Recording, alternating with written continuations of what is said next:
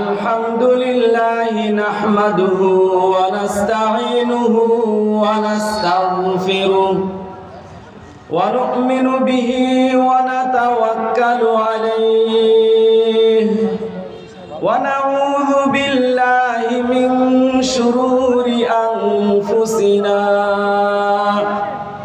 ومن سيئات أعمالنا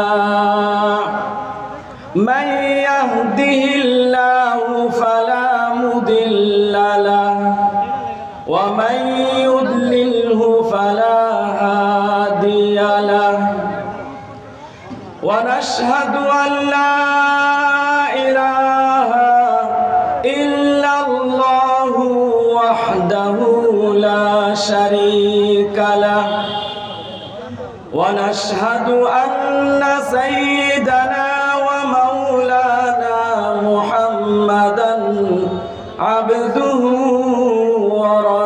ورسوله صلى الله تعالى عليه وعلى آله وأصحابه وبارك وسلم تسليما كثيرا كثيرا. أما بعد فأعوذ بالله من الشيطان الرجيم. بسم الله الرحمن الرحيم. وسارعوا إلى مغفرة من ربكم وجنة عرضها السماوات والأرض أعدت للمتقين. وقال النبي صلى الله عليه وسلم إن في الجنة لشجرة يسير الراكب في ظلها 100 عام لا يقطعها أو كما قال عليه الصلاة والسلام. মহান আল্লাহ পাকের দরবারে লাখো কোটি কৃতজ্ঞতা জ্ঞাপন করছি, যিনি আমাদেরকে সকল প্রকার বিপদ আপদ ও ব্যস্ততা থেকে মুক্ত করে জামিয়া আহমদিয়া ত্রিশাল কর্তৃক আয়োজিত আজকের এই ইসলামী মহাসম্মেলনে উপস্থিত হওয়ার তৌফিক দান করেছেন। সকলে শুকরিয়া আদায় করে বলি আলহামদুলিল্লাহ। তার কাছে আকুল আবেদন, তিনি যেন আমাদেরকে মৃত্যু পর্যন্ত ঈমানের উপর অটল অবিচল থাকার তৌফিক দান করেন। আজ মুসলিম পরিবারে আমাদের জন্ম না হয়ে অমুসলিম পরিবারে যদি আমাদের জন্ম হতো, তাহলে হয়তোবা ইসলামের দাওয়াত আমাদের কাছে পৌঁছতো না, অথবা ইসলামের দাওয়াত পৌঁছলেও আমরা তা গ্রহণ করতাম না। আর যদি ইসলামের দাওয়াত গ্রহণ করতাম, তাহলে হয়তোবা পিতা মাতা, আত্মীয় স্বজন, ধন সম্পদ ইত্যাদি সব কিছু থেকে আমাদের বঞ্চিত হতে হতো। মহান আল্লাহ রব্বুল আলামিন এই কঠিন পরীক্ষা করা ছাড়াই মুসলিম পরিবারে জন্ম দিয়ে ঈমানের এই মহান দৌলত দান করেছেন। এজন্যই আমাদের কর্তব্য হলো ঈমানের উপর অটল অবিচল থাকা। আমরা যদি ঈমানের উপর অটল অবিচল থাকতে পারি, তাহলে দুনিয়াতেও লাভবান হব, আখিরাতেও লাভবান হব। আর যদি ঈমানের উপর অটল অবিচল থাকতে না পারি, তাহলে মৃত্যুর পর থেকেই শাস্তি শুরু হয়ে যাবে, অনন্তকাল শাস্তি ভোগ করতে হবে। কবরের আযাব সম্পর্কে হাদিস শরীফে এসেছে, ইন্নান নাবিয়্যা সাল্লাল্লাহু আলাইহি ওয়াসাল্লাম ইয়াওমান মাররা আলা কবরাইনি ফায়াকুল, একদিন আল্লাহর রাসূল সাল্লাল্লাহু আলাইহি ওয়াসাল্লাম দুটি কবরের পাশ দিয়ে যাচ্ছিলেন। তখন তিনি বললেন, ইন্নাহুমা লা ইউআযাবান, এই দুই কবরবাসীকে শাস্তি দেওয়া হচ্ছে।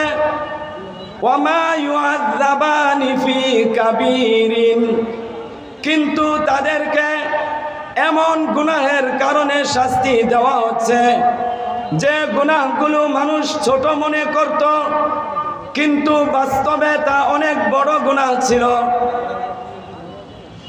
আম্মা আহাদুহুমা ফাকানা লা ইস্তাতিরু মিন বাউলিহি, তাদের একজন পেশাবের ছিটা থেকে বেঁচে থাকতো না।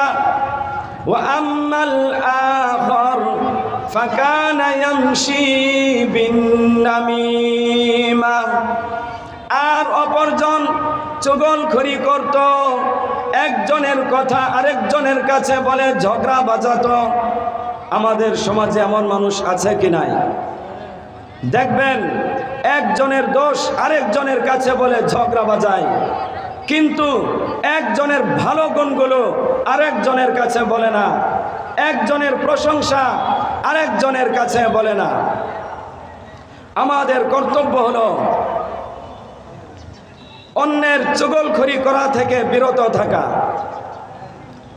আল্লাহর রাসূল সাল্লাল্লাহু আলাইহি ওয়াসাল্লাম ইরশাদ করেছেন, ওয়ালাউ আন্না তিন্নিনাম মিনহা নাফাখা বিল আরদি মা আনবাতাত খাদিরা,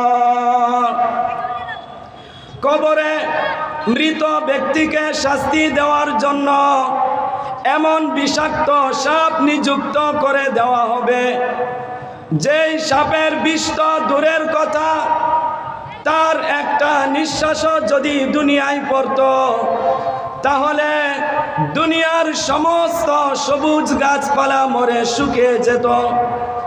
এই পৃথিবীর মাটি আর সবুজ গাছপালা উৎপন্ন করার শক্তি পেত না। আল্লাহর রাসূল সাল্লাল্লাহু আলাইহি ওয়াসাল্লাম কবরের আযাব সম্পর্কে আরো ইরশাদ করেছেন, ইন্নাল মাইতা ইযা উযিবা ফিল কবরি ইয়াসিহু সাইহাতান ফাযিআতান ইয়াসমাউহা মান ইয়ালিহি গায়রাস সাকালাইন, মৃত ব্যক্তিকে যখন কবরে শাস্তি দেওয়া হবে তখন সে এত জোরে চিৎকার করবে যে মানব জাতি এবং জিন জাতি ছাড়া আশপাশের সকলেই তার কান্নার আওয়াজ শুনতে পাবে। এজন্যই আমাদের কর্তব্য হলো আল্লাহ রাব্বুল আলামিন মুসলিম পরিবারে জন্ম দিয়ে ঈমানের যে মহান দৌলত দান করেছেন, সেই ঈমানের উপর অটল অবিচল থাকা। আমরা যদি ঈমানের উপর অটল অবিচল থাকতে পারি তাহলে আমাদের জন্য রয়েছে জান্নাতের অনেক নাজ নিয়ামত। আল্লাহ রাব্বুল আলামিন হাদিসে কুদসিতে ইরশাদ করেছেন, আ'দাতু লিইবাদিয়াস সালিহিন, আমি আমার নেক বান্দাদের জন্য এমন নাজ নিয়ামত প্রস্তুত করে রেখেছি, মালা আইনুন রাআত, যা কোনো চোখ কোনোদিন দেখেনি, ওয়ালা উযুনুন সামিআত, কোনো কান কোনোদিন শুনেনি, ওয়ালা খতর আলা কলবি বাশার, কোনো মানুষের অন্তর কোনোদিন কল্পনাও করতে পারে নাই। আল্লাহর রাসূল সাল্লাল্লাহু আলাইহি ওয়াসাল্লাম ইরশাদ করেছেন, ওয়ালাউ আন্না ইমরাআতাম মিন নিসাই আহলিল জান্নাহ ইত্তালাআত ইলাল আরদি লাআদাআত মা বাইনাহুমা।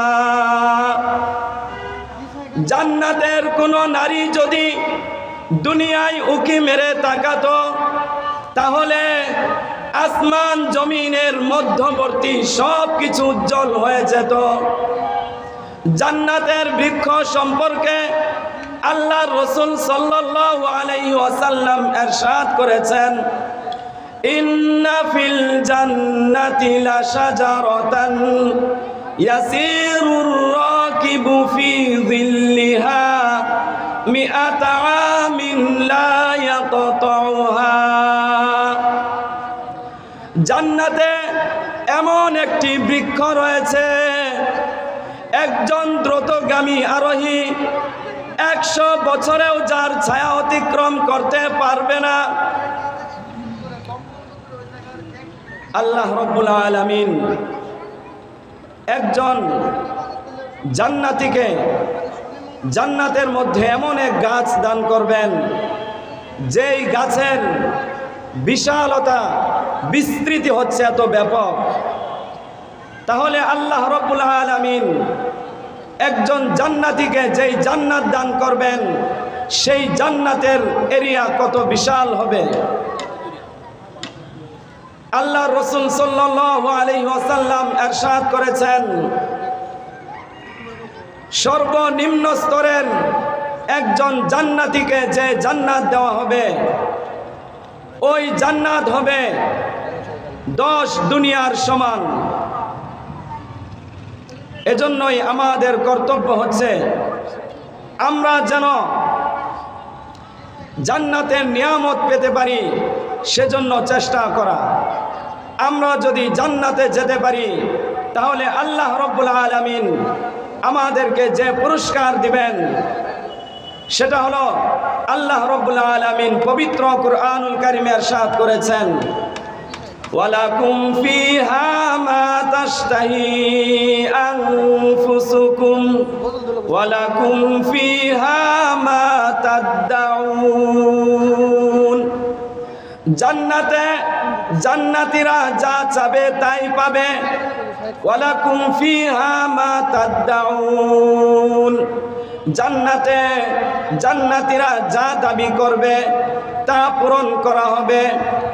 অপর এক আয়াতে আল্লাহ রাব্বুল আলামিন ইরশাদ করেছেন, ওয়াসারিউ ইলা মাগফিরাতিম মির রাব্বিকুম।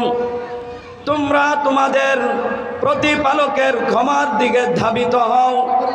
ওয়া জান্নাতিন আরদুহাস সামাওয়াতু ওয়াল আরদ। এবং এমন জান্নাতের দিকে ধাবিত হও যার বিস্তৃতি হলো আসমান জমিনের সমান। উইদ্দাত লিল মুত্তাকিন। যা মুত্তাকিদের জন্য প্রস্তুত করা হয়েছে। আল্লাহ রাব্বুল আলামিন, সময় সংক্ষিপ্ত, আল্লাহ রাব্বুল আলামিন আমাদেরকে এই কথাগুলোর উপর আমল করার তৌফিক দান করুন। ওয়া আখিরু দাওয়ানা আনিল হামদুলিল্লাহি রাব্বিল আলামিন।